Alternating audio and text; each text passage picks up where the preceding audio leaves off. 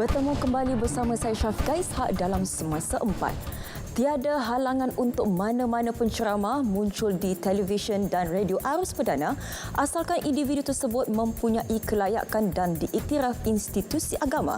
Menteri di Jabatan Perdana Menteri Datuk Dr. Zulkifli Muhammad Al-Bakri berkata, dengan pendekatan ini, beliau berharap lebih ramai lagi cendekiawan dan ilmuwan dapat berkongsi pandangan bernas tanpa membelakangi hukum.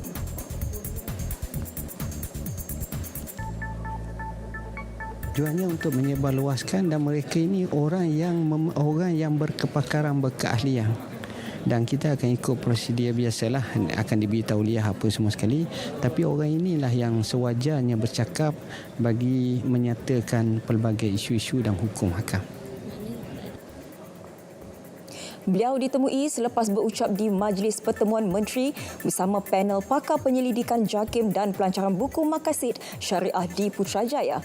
Pada majlis tersebut, beliau menyantuni 120 penyelidik sebagai tanda penghargaan atas sumbangan kepakaran mereka memberi buah fikiran dalam pelbagai bidang ilmu. Sumbangan idea dan ilmu oleh ahli panel pakar ini sedikit sebanyak membantu jawatan kuasa muzakarah MKI dalam memutuskan perkara yang memerlukan pandangan hukum. Menggalakkan penjanaan tenaga boleh diperbaharui. Itu sasaran Kerajaan Negeri Melaka dalam memastikan penggunaannya lebih meluas menerusi inisiatif solar fotovolta. Exco Melaka Datuk Ismail Osman berkata, sasaran utama adalah memastikan seluruh bangunan kerajaan negeri dan pihak berkuasa tempatan dipasang solar atas bumbung dengan segera. Perbadanan Teknologi Hijau Melaka PTHM dipertanggungjawabkan menerajui inisiatif itu bagi mencapai hasrat berkenaan. Beliau menyatakannya selepas merasmikan seminar penjanaan tenaga boleh diperbaharui solar fotovolta dalam majlis menandatangani pertukaran surat niat antara PTHM dengan Micro Energy Holding Sdn Bhd. Inisiatif tersebut berjaya dilaksanakan pada tahun 2010, antaranya di ladang solar berkapasiti 5 MW di Rembia, ladang solar berkapasiti 8 MW di Bandar Hijau Hang Tuah Jaya dan ladang solar berkapasiti 50 MW di Jasin. Namun kadar peratusan penjanaan tenaga tersebut di Melaka masih rendah, sekitar 5%. Teluk Cempedak Kuantan menjadi satu-satunya pantai yang hanya menerima kunjungan 1,000 orang dalam satu masa di Pahang.